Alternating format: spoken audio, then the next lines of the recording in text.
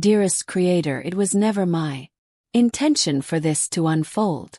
Yet I never imagined that the threats of my life would begin to fray in the sterile confines of a hospital waiting room, not beside the vending machine that perpetually devoured my dollar, not with that incessant beeping of machines echoing from behind closed doors, not while my husband lay motionless beneath the harsh glow of fluorescent lights, tubes protruding from him, resembling a mere shadow of the man I once vowed to love, and certainly not with Tom. His laughter echoed through the sterile halls of the hospital, a sound too vibrant for such a somber place. I recall pondering, that is the initial. His laughter seemed out of place in that sterile environment, felt warm, almost foreign, excessively vibrant. It filled me with disdain until it did not. For 2 decades Tom stood as my husband's closest companion. He attended our wedding. He assisted us in our moving endeavors on 2 occasions. He stood by us as we welcomed our first dog into our lives, and as we faced the heart-wrenching moment of saying goodbye. He was kin. When my husband's diagnosis was revealed, Tom was the first to arrive. He remained by my side through each cycle of chemotherapy. He arrived with snacks, shared silly remarks to elicit a smile, and generously offered his coat when the chill of the waiting room set in. Initially, it brought a sense of solace, recognizable, yet there were instances, fleeting, subtle, when I would sense it. As our paths crossed near the coffee stand, his hand grazed mine, a fleeting touch that lingered in the air. His gaze lingered on me as tears streamed down my cheeks, as if he were etching the contours of my sorrow into his memory. The manner in which I remained steadfast. I have resumed the practice of journaling. Years had slipped by without a single word gracing the page. Yet I found myself in need of a space to harbor the thoughts I dared not voice. Day 11, 4:13 p.m. Tom arrived with almonds in that ridiculous crossword book once more. My husband was ill and vomited 3 times. I instructed Tom to return home, yet he chose not to comply. He lingered in the hallway as I cradled a basin. I caught the sound of him humming. The solitary sound lingered. Rare comfort amidst the chaos, preventing the urge to cry out. 15th. Day 6:45 in the morning. Awoke from a dream I never intended to experience. Tom found himself immersed in it, merely gazing without a single touch. That was even more dreadful. One afternoon I entered the hospital room to discover my husband peacefully asleep while Tom animatedly read from a rather absurd crime novel. His voice carried a gentle quality while his expression remained a mystery. He remarked that you've always had a fondness for this author. He whispered upon spotting me. I did, I replied. During my time at university. He wore a smile. You continued to bite your lip when the tears threatened to spill. Are you aware of that? I averted my gaze. It was not love. Not at that moment. It was something more primal. Such acknowledgement.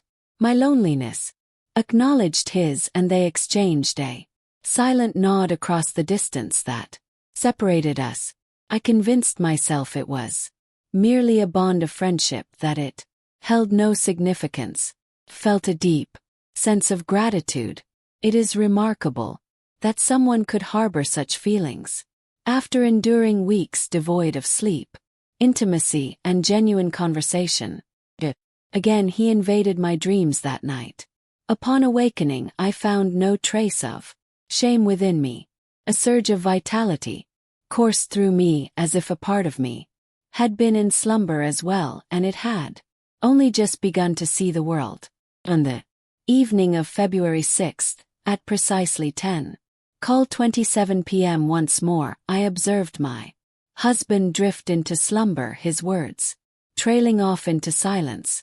He recounted a dream he had, something involving his high school football team. But midway through, his voice simply dwindled away. The medication was taking effect. Is at least what the doctors proclaimed. Yet, it lacked the essence of true healing. It was akin to vanishing into thin air. He has taken to sleeping more these days, oblivious to it all. Phone calls, unexpected guests, even my quiet sobs in the bathroom, the faucet steady flow masking my tears. Tom remains. Wait. He sends me messages late at concise elements, humorous image or video that captures a moment of cultural significance. Photograph captures the vending machine where yet another snack is snared behind the glass, tantalizingly out of reach. Once, simply, "Are you all right?" I was not. However, I responded with a simple, "Eh." On the night that followed, he made the call.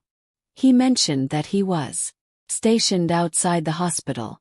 Sleep eluded me, he confessed. Felt off being back home. As I donned my coat, I made my way downstairs to meet him. Lobby stood deserted. The nurses offered not a single glance as I quietly slipped through the side door. We remained in place. He lingered in his truck, the engine humming softly, warmth enveloping the interior and misting the glass. We remained untouched. Yet it was on that night that everything changed. He recounted tales I had never encountered, of how he and my husband would stealthily sip beers behind the bleachers. He once harbored dreams of becoming a writer, yet the pages remained blank and the stories untold. He remarked, I believe he's aware that he is departing." I remained silent, was unable to. Then he gazed at me, not hurriedly, not as if it were an error, but as if he had been intending to for ages, and I sensed it deeply, the yearning, the pain lingering beneath each unspoken word. February 10th, 1:02 a.m. This evening I removed my wedding ring only for a fleeting instant, merely to experience the sensation. I replaced it before settling in for the night, yet my hand bore an unfamiliar sensation, as if the skin held on to the memory of every caress. Week later, Tom arrived at the hospital, carrying food with him. Authentic nourishment.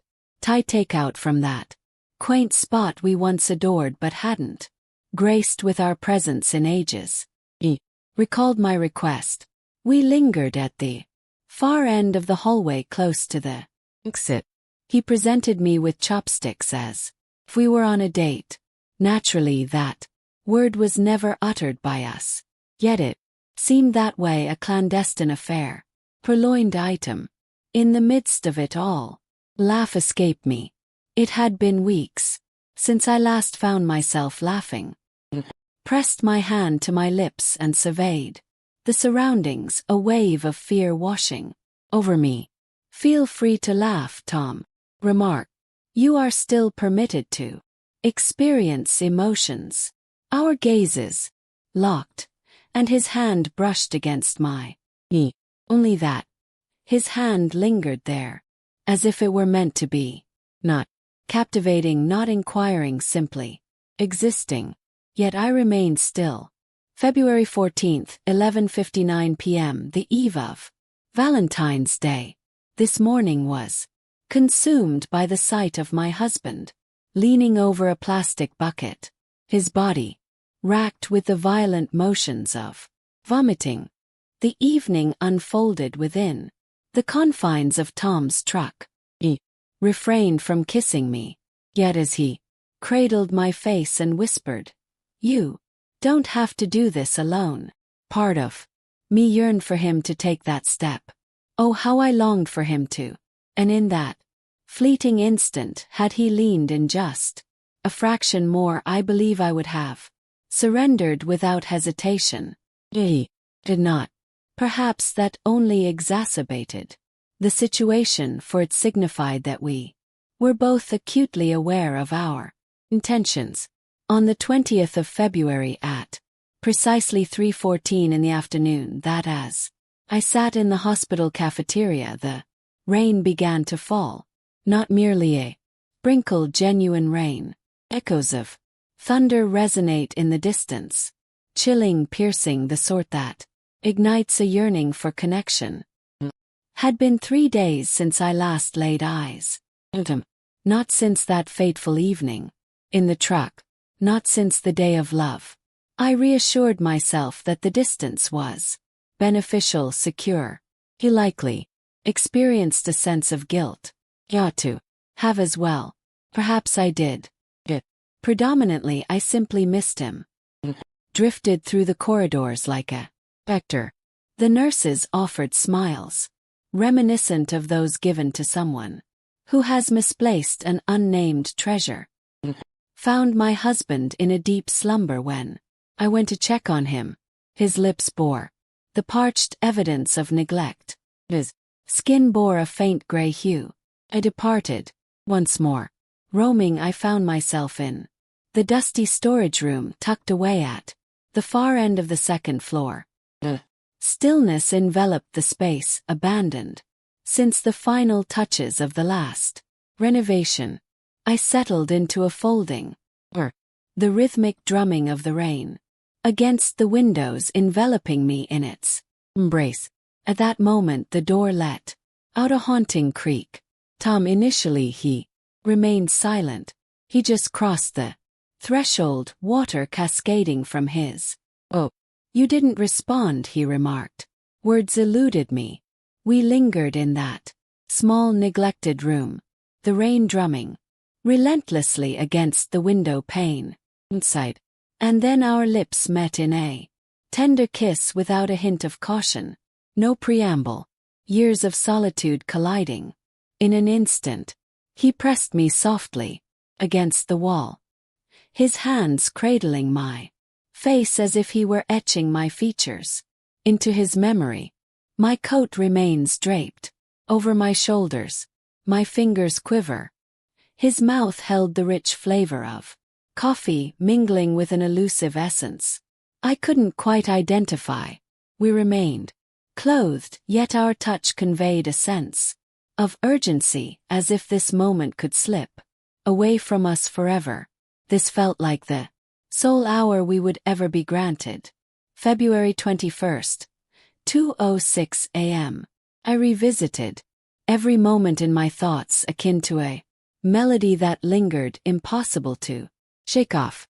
The whisper of his breath, the manner in which he uttered my name, carried a weight of pain. My tears flowed freely, yet he remained silent, never inquiring about the reason behind my sorrow. Found myself unable to sleep. I was unable to. I reclined beside my husband, my gaze fixed upon the ceiling above. He shifted in his slumber, murmuring indistinct words. I inched forward, my heart pounding in my chest. "Tom's a good man," he murmured, his voice carrying a sense of reverie. "Brings me joy to know he's by your side." Rill eluded me. The following day I steered clear of Tom. He sent a message. I remained silent.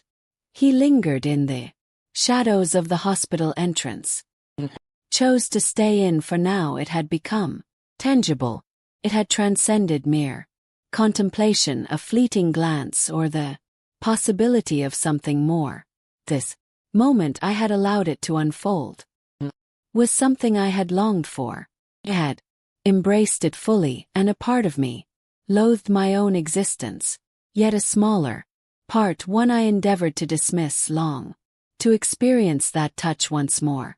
February 23rd, 4:30 p.m. He intercepted me by the stairwell, calm and composed, unassuming, merely existing. "That wasn't part of my plan," he remarked. "Understand." I held no regrets about it, either. I gazed at him, then truly gazed, and I was aware we had moved beyond the facade of pretense. In the quiet between us, every word remained unspoken. All that remained was the descent. February 28th, 7:42. I stood by the toaster, the warm aroma of bread filling the air. My husband glanced up from his newspaper and remarked, "You seem far away lately." The toast met its unfortunate fate in the fiery embrace of the toaster. I hesitated before responding. I gazed at the toaster as if it had committed an unforgivable act of treachery. "You seem weary," I finally remarked. He smiled, a bittersweet acknowledgement filled with understanding. "You are as well." For the first time in weeks he regarded me with the same gaze he once did, as if he recalled my identity, who we once were. In that fleeting instant I yearned to surrender myself to him once more. Obliterate all that came before, to fiend that I remained the same. Yet I had 4-5 long days. Tom and I remained silent, our words suspended in the air between us. Silence prevails. Was on that fateful night that I discovered him in the quiet sanctuary of the hospital chapel. He sat alone in the last pew, as if he were attempting to fade into the shadows of the empty space around him. He remained oblivious to my presence as I settled down beside him. "I've been pondering," he remarked at last. "I feel the same." He faced me. Then, his eyes weary, his voice barely above a whisper. "This transcends mere necessity. Is it so?" Gulp. "Absolutely not. Believe I am succumbing to the depths of love for." My breath hitched, and I loathe myself for it, he added. It was at that moment that my fingers brushed against his cheek, for I wanted him to understand that I loathed myself as well. Love often comes wrapped in unexpected forms and at the most unpredictable moments. March 1st, 10:04 p.m. We found ourselves gathered at my residence. I informed my husband that I would be going for a walk. He accepted it without hesitation. Tom arrived 20 minutes later. Silence speaks volumes. Without a moment's doubt. This time we pressed on without pause. Lax toughness. It was anything but slow. Was a scene of utter desperation. We clawed at the distance that separated us, as if it had betrayed us. His lips brushed against my neck, my fingers tangled in his hair, both of us striving to erase the reality of our actions, even as we surrendered to them more fervently. In the aftermath, I found myself perched on the edge of the bed, tears streaming down my cheeks. He embraced me bare-chested in silence. "Cannot remain your hidden truth for eternity," he declared. "Understand. Yearn to be selected. Understand. Oh, you've made your decision not to choose me, haven't you?" I remained silent, for silence too conveys a response. On the morning of March 3rd at precisely 6:08, my husband rose with the dawn. His gaze lingered on me as I slipped into my clothes. "Is there something I ought to be aware of?" he inquired.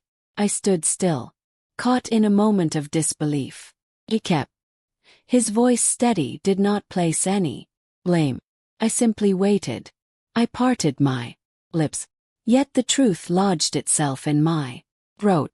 Then he remarked, "Tom's been behaving oddly as well." Took a seat. He gazed at me with eyes burdened by the weight of countless experiences. "This is occurring. Please just be honest with me." In that moment it dawned on me. He was aware. He had been aware. In that instant I experienced a vulnerability unlike any I had known previously. He inclined his head in acknowledgement. "Not for the act itself," he remarked. "You did not inform me earlier." And then, I always sensed you would select a person who brought you back to the essence of living. That morning tears streamed down my face in the kitchen. Yet Tom remained silent. On the 10th of March, at precisely 3:02 in the morning, the sound of the machines reached my ears before anything else. Tone remains flat and unbroken. Suddenly a flurry of activity erupted. Nurses hurriedly moved about. Footsteps echoed in the corridor and a voice urgently summoned a doctor. I stood in the hallway, coffee clutched tightly in my hand, my gaze fixed on the door to his room as if it held the power to swing open and wipe away all that had transpired. Did not. He passed away. In silence. No concluding remarks, no sudden intakes of breath, simply vanished.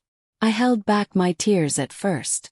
I lingered by his bedside, gazing at his features, at the delicate way his hands lay folded. I removed his ring with my own hands, not intended for formal occasions. I could no longer endure witnessing it upon him. Tom arrived an hour later. He refrained from inquiring about the events that transpired. There was no necessity for him to do so. We lingered on the hospital bench, enveloped in a heavy silence. The hallway exuded an unusual chill. Perhaps I did after all. He was aware, I remarked. Tom inclined his head in acknowledgement. I believe that to be the He never uttered those words. He was aware. We remained untouched. There was no necessity for that. March 15th, 2:26 p.m. The gathering for the funeral was intimate. Only family and a handful of dear friends. I lingered by the casket, offering gratitude to those who averted their gaze. Tom lingered in the shadows. He departed prior to the concluding prayer. Since that moment he has remained absent from my sight. Times I ponder the possibilities of what might have been, what might have been, had circumstances aligned differently, had our paths crossed prior to the cancer, had I possessed more courage, had he only waited.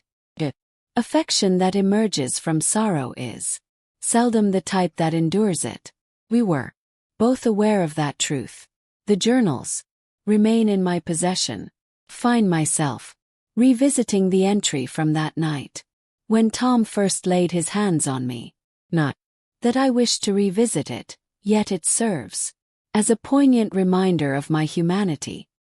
Fleeting echo of what once was. Feeble, starving, truthful. I adored two men. Interred one and one I never had the courage to grasp. There are those who claim that grief diminishes over time. Mine did not. Simply transformed its essence. Now it carries the flavor of silence, of words left unspoken, of a kiss that never had the chance to bid farewell. April 1st, 5:03 p.m. Today, I happened upon Tom at the grocery. Or, in a few words, he found himself wandering through the produce aisle. He failed to notice my presence. Perhaps he did after all. Yet he did not make his way over. I chose not to approach him.